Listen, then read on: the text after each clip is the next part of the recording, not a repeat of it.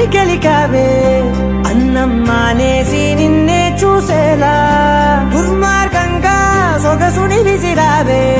నిద్ర మానేసి నిన్నే తలచేలా